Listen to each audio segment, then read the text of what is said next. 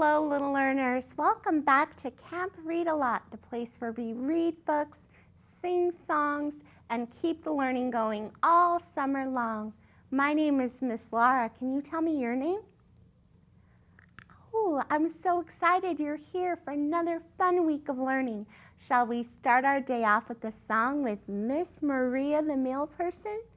Hey, let's sing together. Ready? Good morning, it's a sunshine kind of day. Come join Miss Laura for some learning and some play. Will we sing a song? Of course we will. Make our brains strong, like super strong. So come along. Yes, come on friends for some learning and some play. Hello, Jello, what's up, Buttercup? We have so much to do. I'm glad that you are up. That's true, Miss Maria. We have so much to do today. Let's walk through our plan. So the first thing we're going to do is see if we got a delivery from Miss Maria. We have a whole new book to introduce, and we're going to be talking about courage and bravery this week. We're going to read The Wild Things and Where They Are and watch a video story together. And then we're going to retell the story because, as you know, parents, comprehension is so important when we're little and young in preschool, and especially as we go to kindergarten, 1st through 3rd grade. Knowing and understanding what you read is as important as being able to read. After that, we'll go to the project place and do a mask, Wild Thing mask, just like in our book. Are you ready to get started? Okay, I think I hear our doorbell. Let's see. Oh, there it goes. It's Miss Maria with a delivery of a letter. So let's see what she has here. Let's see. It says, Dear Miss Laura. Now, do you remember when we start reading, we start on the left and slide to the right. And of course, I have a song to help us remember. This is the left. This is the right. When we read, we start at the left and slide to the right. All right, let's read. It says, Dear Miss Laura, have I got a story for you? Yay, I love a good story. I went to the land where the wild things are and scared them into making me the king. It is so fun to scare others.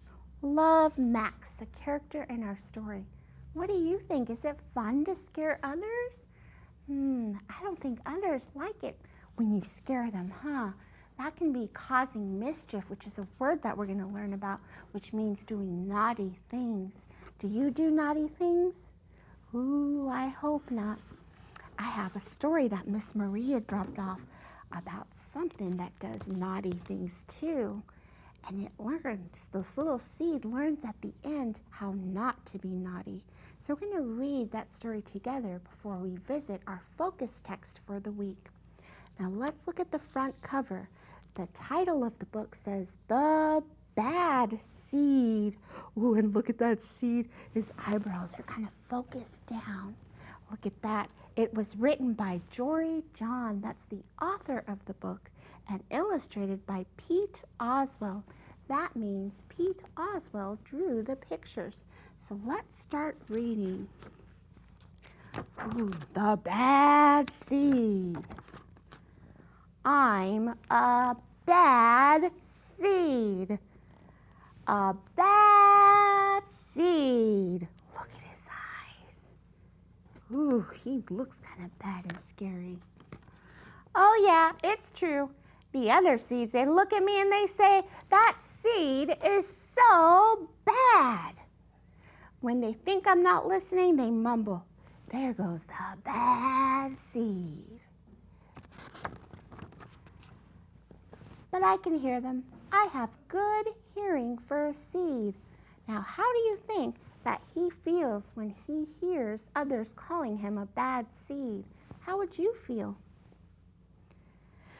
How bad am I? Do you really want to know? Well, I never put things back where they belong. Look, he's taking the shopping cart and just leaving it in the middle of the parking lot. I'm late to everything. I tell long jokes with no punchlines. Whew, that sounds boring. I never, ever wash my hands or my feet. Oh, there was something else that didn't wash its feet. I think we're going to learn about that character today. I lie about pointless stuff, and I cut in line every time. Whew, that's not kind. Cuts in line every time. I stare at everybody. I glare at everybody. Glare. Ooh, yeah. I finish everybody's sentences, and I never, ever, ever listen.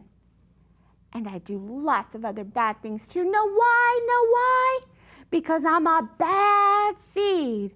A bad seed. Look at it being so bad right there. I just can't help it.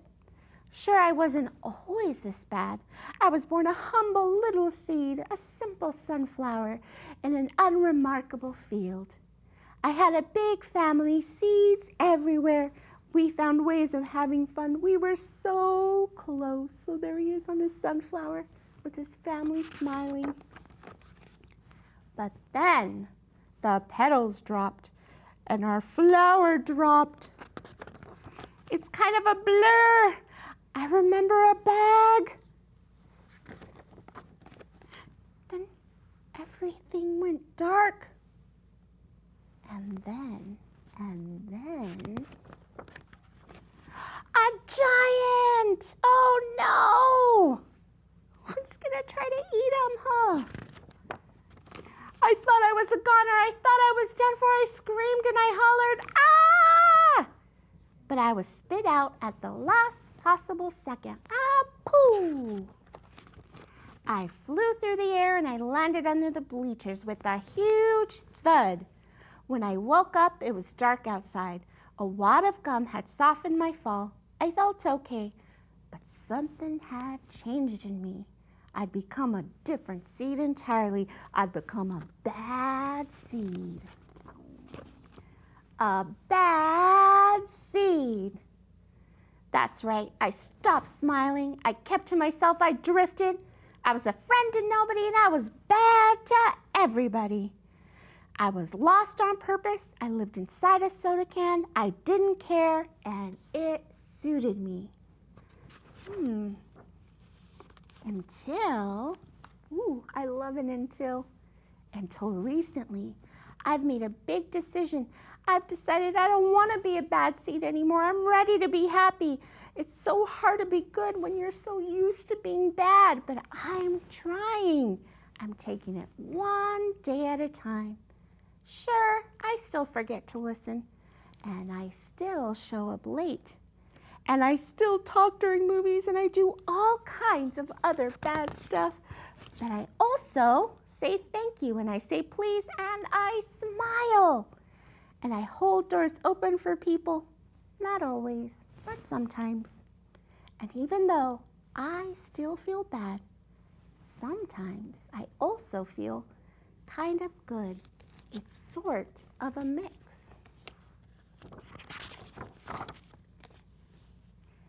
So look what he's going to say. He's pointing. He says, hey, look, there goes the bad seed. He says, actually, he's not all that bad. Not that bad anymore. The seed says, I heard that. The end. So what did you think of our story? In the end, our bad seed turned things around, and he reminded us that sometimes good seeds or good people can make mistakes and do bad things too, right? So right now, we're going to watch a video story from our focus text where the wild things are. The character in the story, Max, he's not all that good. Kind of just like the bad seed, he turns it around. So let's watch it together. Story time. Where the Wild Things Are. Story and pictures by Maurice Sendak. Retold by Miss Lara. That night, Max wore his wolf suit and made mischief of one kind and another. His mother called him Wild Thing, and Max said, "I'll eat you up." So he was sent to his room without eating anything. That night, a forest grew in Max's room until the very walls became the world all around. An ocean tumbled by with a private boat just for Max. And he sailed off night and day, in and out of weeks and almost over a year, to where the wild things are. And when he came to the place where the wild things are, they roared their terrible roars and gnashed their terrible teeth and rolled their terrible eyes and showed their terrible claws. That is until Max said, "Be still," and tamed them with the magic trick of staring into their yellow eyes without blinking once. They were frightened and called him the most wild thing of all. Max became the king of all wild things. "And now," cried Max, "let the wild rumpus start." Woo!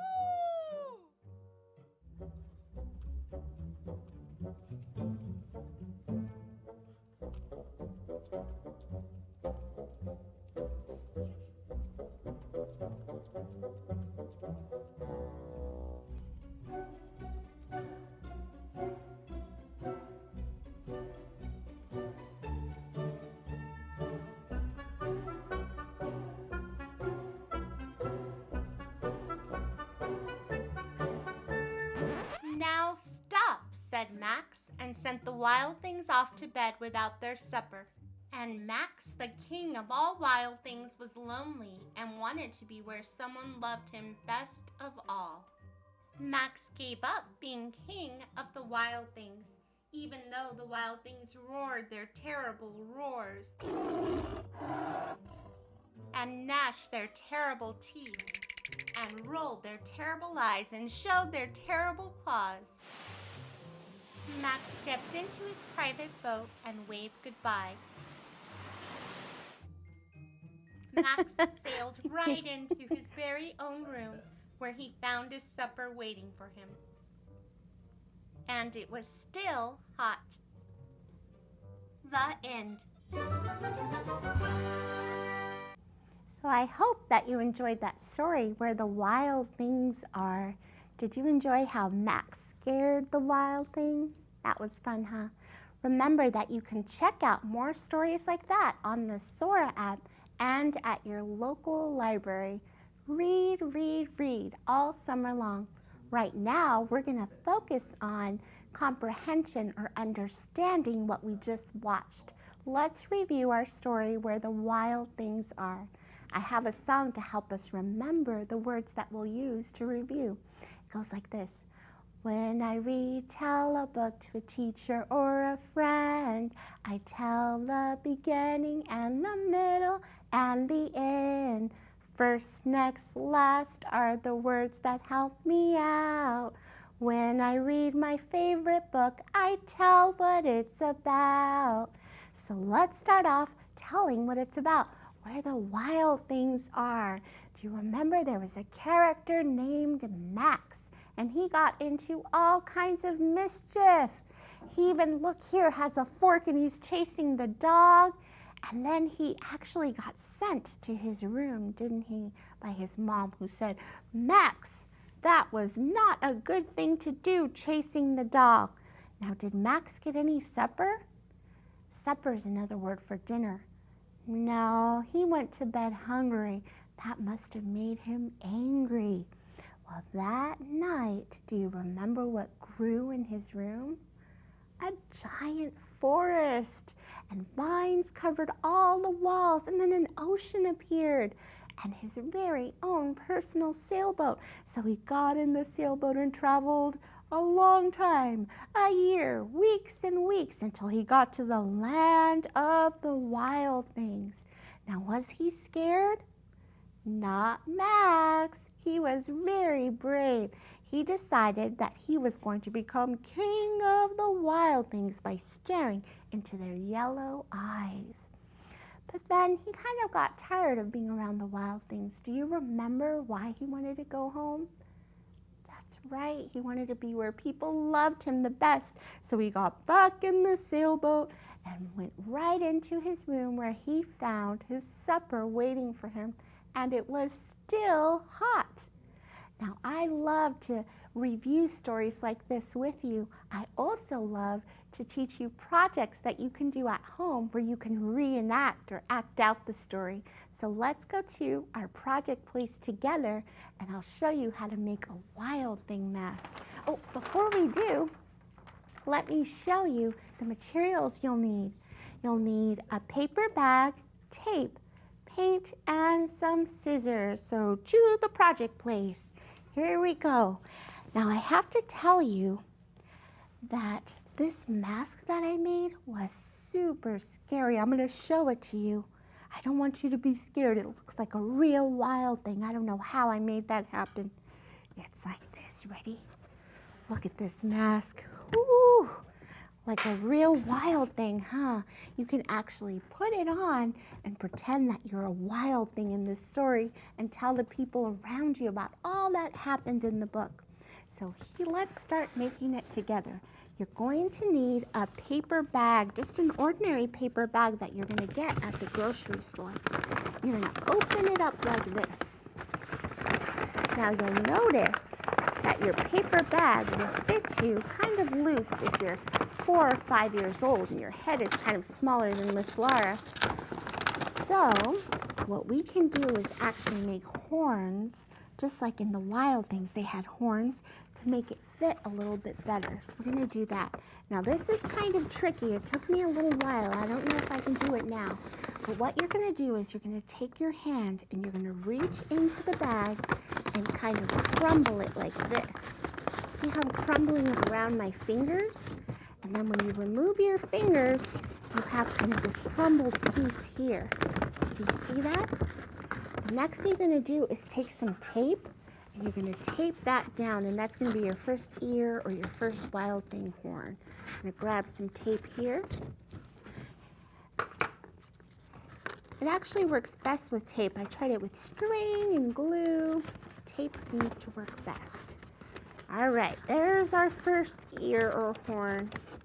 What do you think?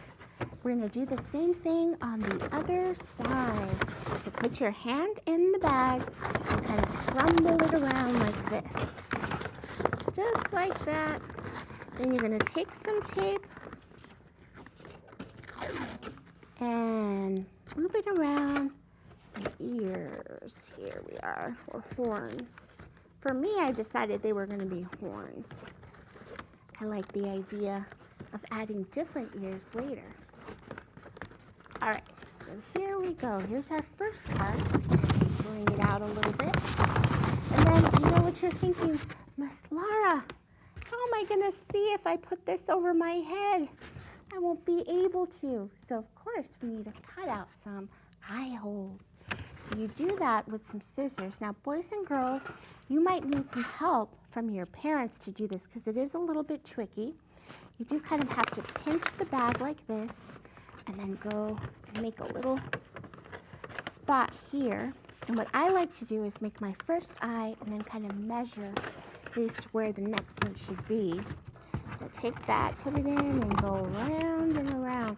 I make them kind of large because we also want to be able to breathe in our bag, don't we? So here goes the first one. I'm going around and around, as you can see, using my helper hand to hold it still. All right, there's my first eye. Just like that. Ooh, you know what? If I make it big enough, this can be a one-eyed wild thing. That would be so much fun. That would make it even creepier, wouldn't it? I think I'll do that. I'll make my eyes super large that we can see out of it. I've seen where they make Max costumes out of paper bags. That would be fun to use recycled materials to make that happen. Okay, one-eyed wild thing. The next thing you're going to want to do is you're going to take some paint. So I have some brown paint here, and I like to use brown or blue paint or green, just because those were the colors that I saw in the book. So there's some brown paint. And I'm going to try painting my wild thing. So let's dip our paint in there. Now, if you don't have paint, of course, you can use markers, crayons, use anything you have at home. Or since the paper bag is kind of a different shade of brown, you can just leave it that. I like the texture that the paint brings to my wild thing mask. I think it looks kind of neat, all painted up. Just like that, all the way around. Now this might take a little while, to paint all of it brown. I'm gonna go kind of quickly because we're in TV land and I wanna show you how to do other things. But you take your time, mix your own colors, and paint your wild thing however you want it. Of course, I'm gonna paint the ears or the horns too. Now it doesn't look like much now, but when we add the paper decorations, that's when our wild thing comes to life. Now, in this story, Max got in trouble, didn't he? He got sent to his room. Do you ever get in trouble? Grown-ups, when they get in trouble, they don't really get sent to their room anymore. But they still feel bad. All right, let's see. There we go. I think this is going to be my last paint. See, kind of paint it all up. And the rougher the better because we want it to feel like fur on a wild thing. The next thing we're going to do, if you notice on my mask, is I put a mouth with some teeth.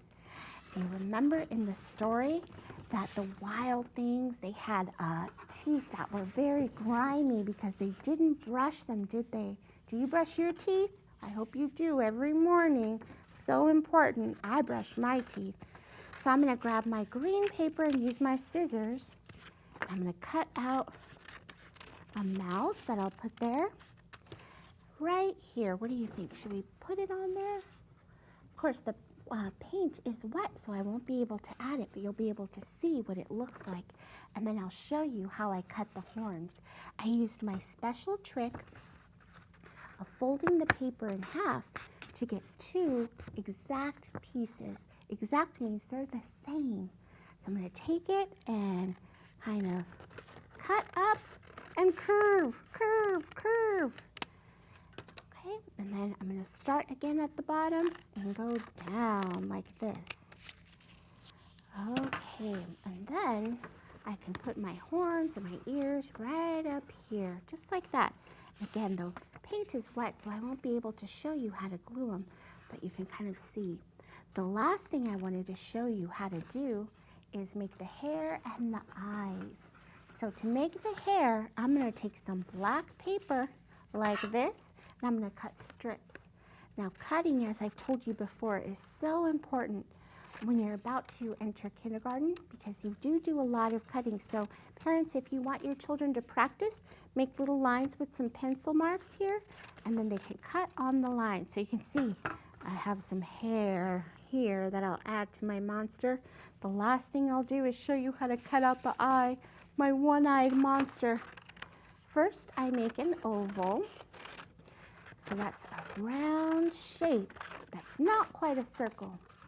And then I'm going to fold it in half and cut a smaller oval inside.